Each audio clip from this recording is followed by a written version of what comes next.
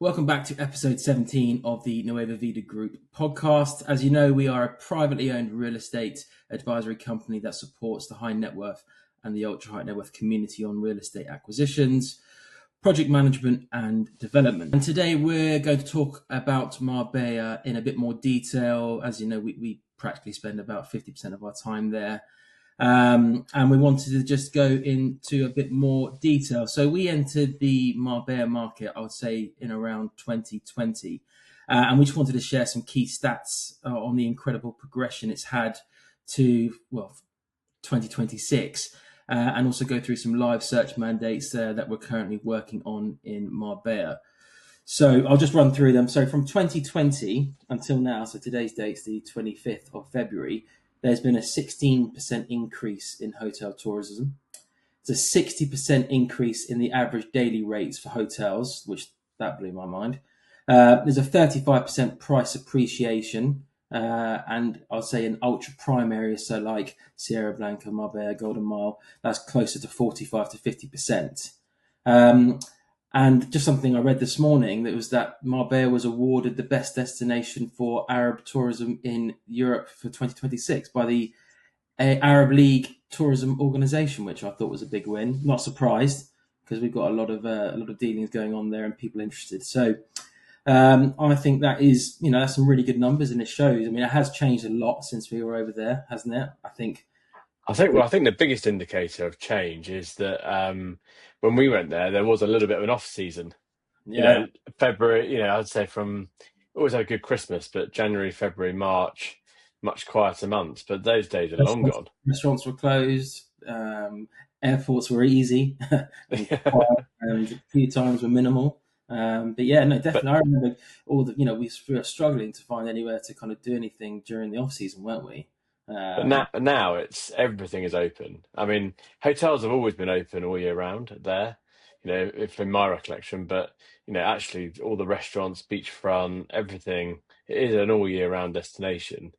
I think your point that you raised about the values is really interesting as well, because when we entered the market in 2020, we were working really at the top end, looking at luxury villas, and they were at the time they felt sort of quite expensive, didn't they? I mean, we were talking sort of 4.5 to 5 million. Those villas are now 8, 9, and well beyond million euros. That developers in particular was developing in the same areas, so that value growth is proven, and it's steady as well. It's not a huge. The thing I really like about the market in Marbella is that it isn't a huge increase and then a big drop. It's sustainable growth, and that's rare and hard to find in destination markets. I think something that was really relevant to me when we first went out there, that there was still, lots and lots of opportunities for development. I mean, there still is. I mean, the prices have gone, out of the stratosphere now, but it's definitely, a hell of a lot less than when it was, just 6 years ago. So I think that's a big sign. So obviously the emergence of other areas has now happened as well. That's such a good point. I think there are still definitely opportunities, but they're real premium opportunities. It's a lot sort of bigger ticket size than it was before. But your point about how now Marbella has expanded is what a lot of people don't really realise, is that when we talk about Marbella, it's really now sort of Marbella all the way across up to Sotogrande. Yeah. It's now a huge patch. There are some areas in between that are less popular, but now it's a bigger footprint than it ever has been. And those, I guess, emerging markets are still as established destination areas as Marbella is. What would you say are those over the years have been the biggest emerging markets? So stuff like Quinta. Well, when we first went there, everyone always spoke about the Golden Mile, and the Golden Mile is that patch from Marbella centre or city centre up to Portopinus.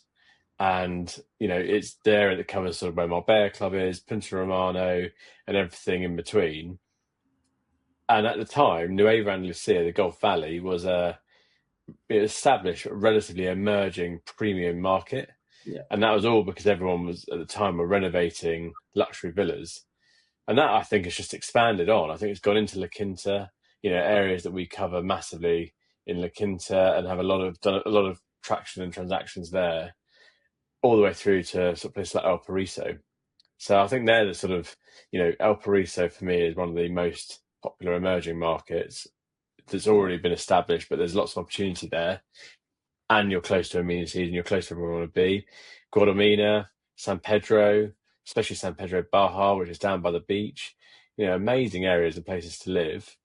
And so they're the key sort of more emerging luxury markets I would speak about.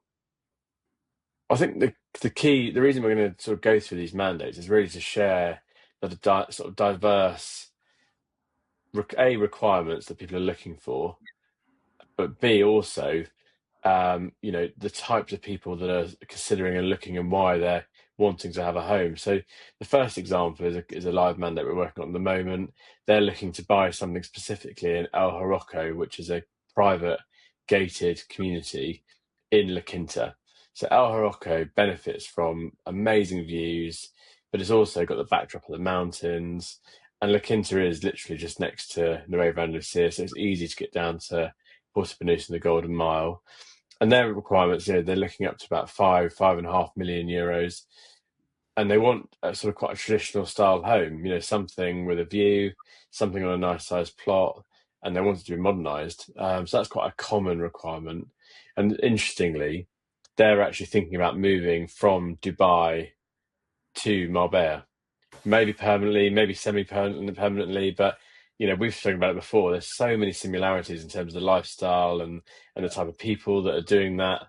It's I think that trend is going to grow massively. well, I was saying that's probably another topic for another podcast because it is a big thing at the moment. Is the Dubai migration is almost there's another journey now where it's going to Dubai to back to European markets. So I think we'll go into a bit more detail on the things that we've experienced and had conversations with at a later date.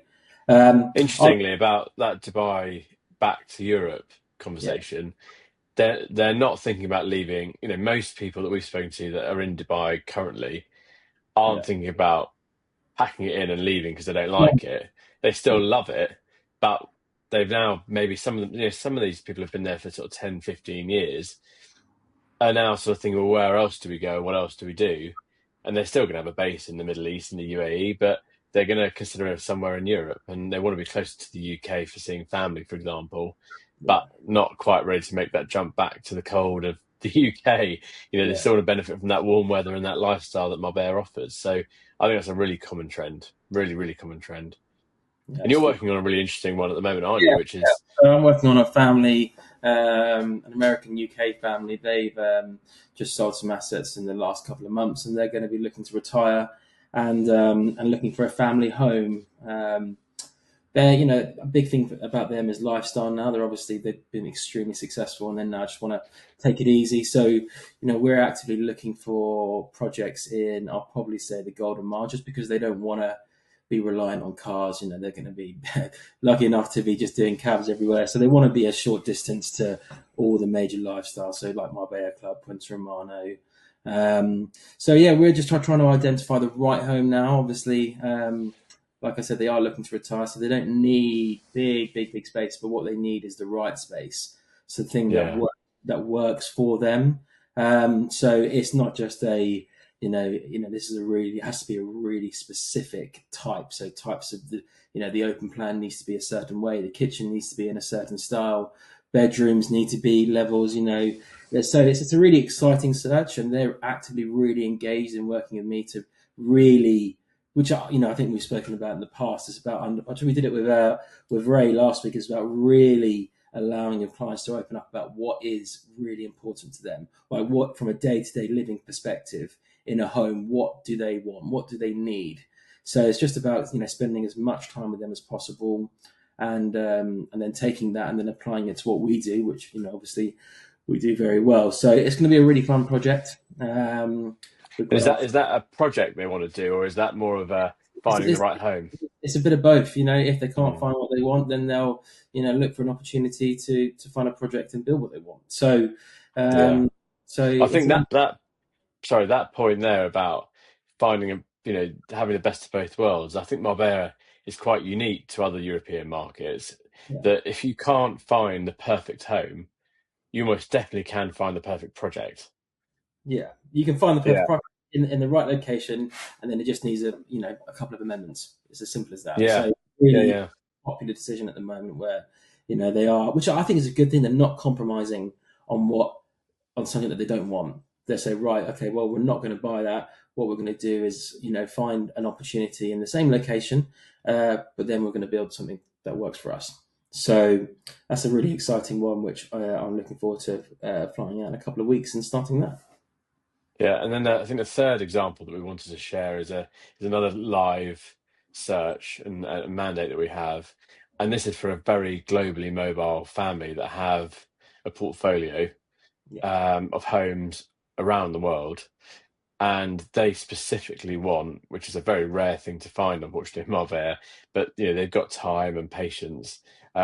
Is something close to the beach in the sort of beachfront communities, and they really rarely come up, yeah, especially the sort of style of home that they want, which is a more of a traditional Andalusian style home. A very sizable budget in line with the market sort of values, but actually finding what they're looking for yeah, isn't an easy task.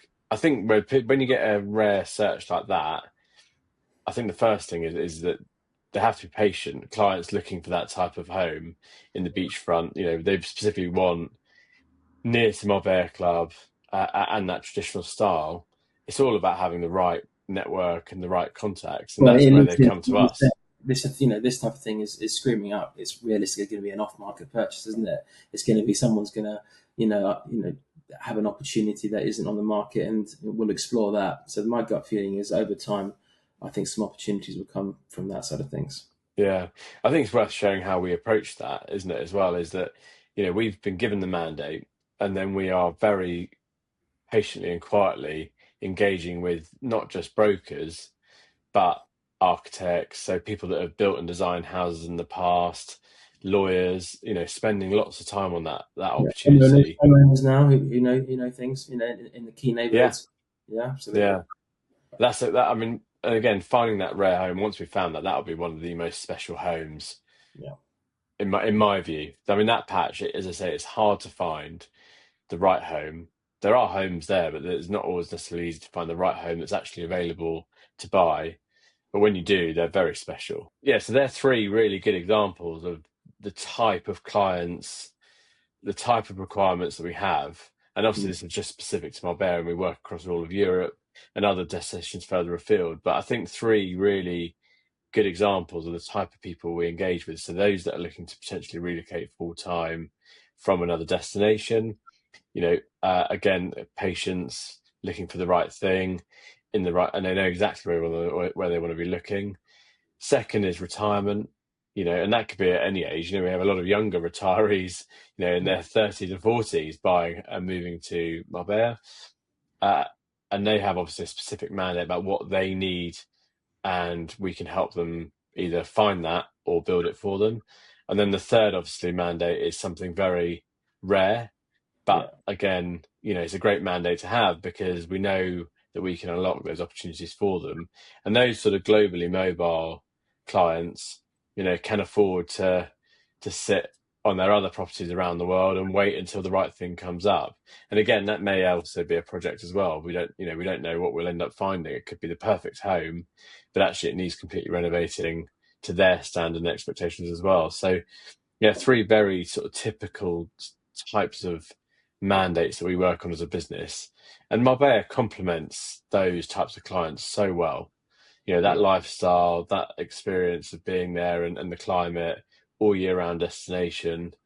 Marbella is now, in my view, right up there, top 3 or 4 in Europe in terms of where people will live full time or have a semi permanent home.